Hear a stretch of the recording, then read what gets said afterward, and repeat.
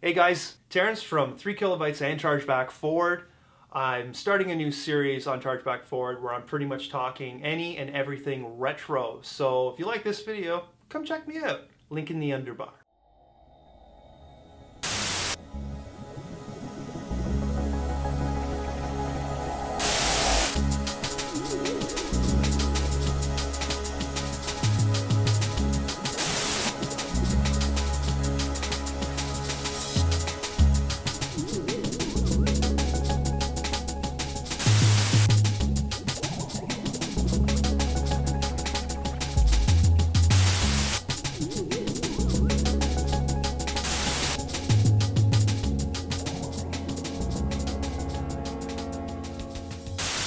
Oh my god, Hotline Miami.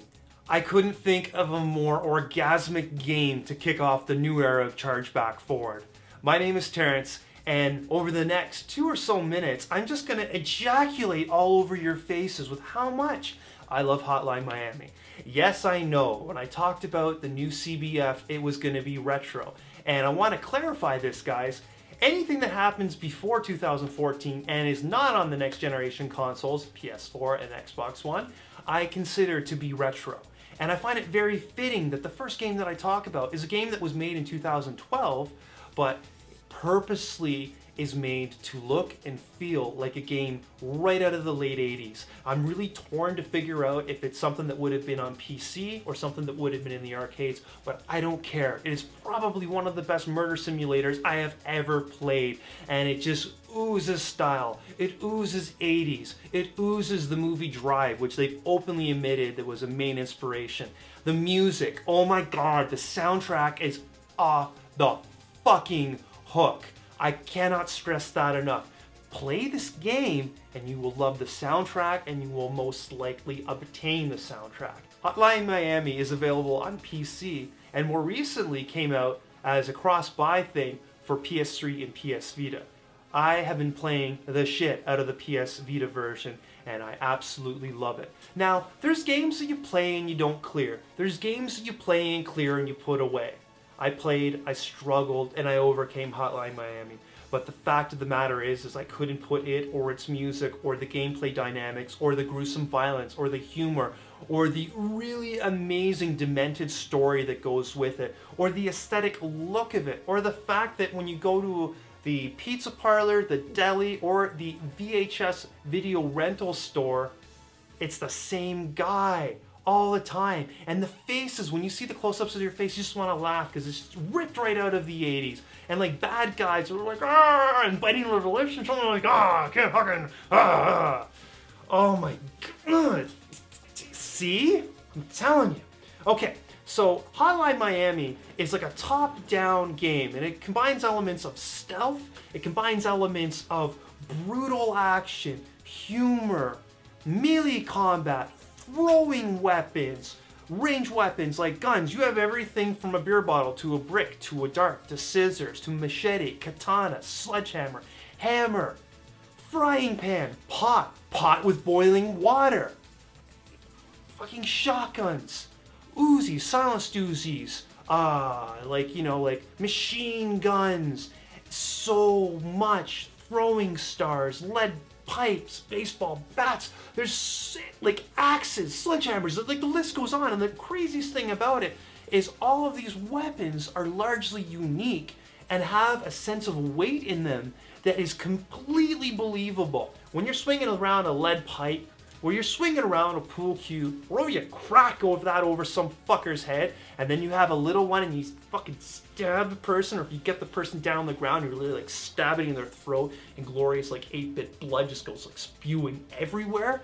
It is amazing. And something light like that is a hell of a lot different than when you're swinging a fire axe or a sledgehammer. And same thing when you're carrying guns. If it's a two-handed gun like a shotgun, you're only going to be able to fire it so many times.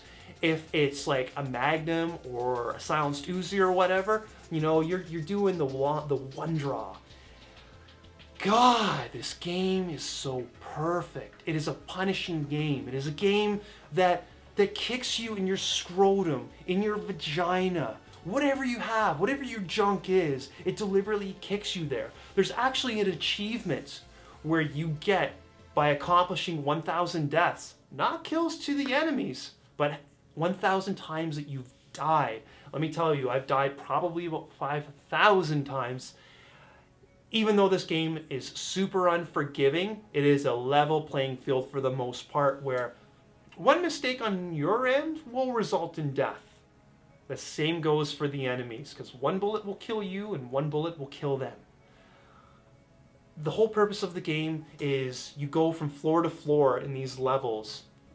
You get like a mysterious cryptic phone call that doesn't flat out tell you to go to kill someone or kill these people, but like one episode, for example, is at a hotel, and the message, hey, it's so-and-so, this is the hotel at blah blah blah, please ensure that our guests get a great stay.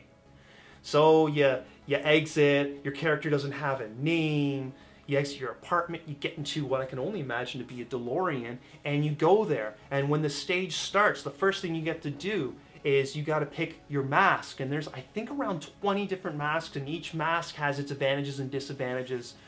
For example, one mask is a unicorn, enables you to, when you fire your gun, it doesn't really draw a lot of noise. Others start you off with a knife. One, which is the last mask that you get, I don't even want to spoil that for you. Like, if you're not gonna play the game to its completion, like, go on Google to check that out. But it's infuriating what that last mask was, and the fact that there was an achievement attached to it, which is even more mind-bogglingly hard.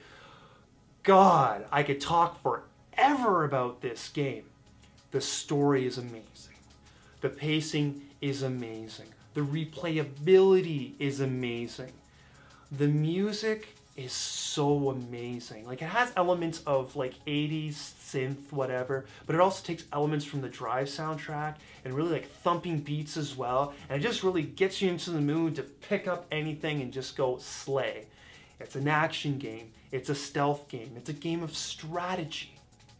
You can just play Hotline Miami and beat it. Not easy, but to go through what it takes to get a perfect score, get an A+ rating, requires thought and trial and error and determining a path of which your slaughter will take place.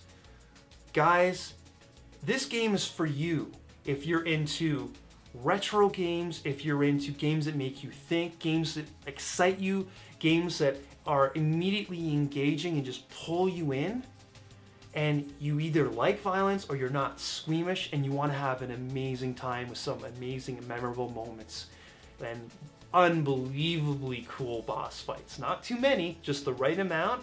And even though you're all badass when you're fighting the normal enemies, they throw something different at you when you fight the bosses. You will avoid this game, however, if you're squeamish, if you don't like amazing music, or you don't like games that challenge you to the point that you want to throw your console or your handheld out the window. Hotline Miami, guys, play this fucking game, whatever you do. If you're a PS Plus subscriber, right now you can download that shit on the PS3, and it's a cross-buy thing, so you also get it for PS Vita for free. But even if you don't, it's worth buying. My recommendation, not playing the PC version, but playing the PS3 and the Vita version, I highly recommend the Vita version. While not perfect in its control, the fact that you can drag the screen to look at other parts of the map and like target who you're going to go attack, amazing. What an achievement of gaming, and I am so looking forward to the next one, which I definitely will be talking about. Guys, sound off in the comments below. Tell me what you think of the game, and also give me some ideas of things I could be talking about next. I'd like to see what you have in store. I hope you enjoyed this video. I'm really enjoying doing it so far, and I can't wait for the next installment.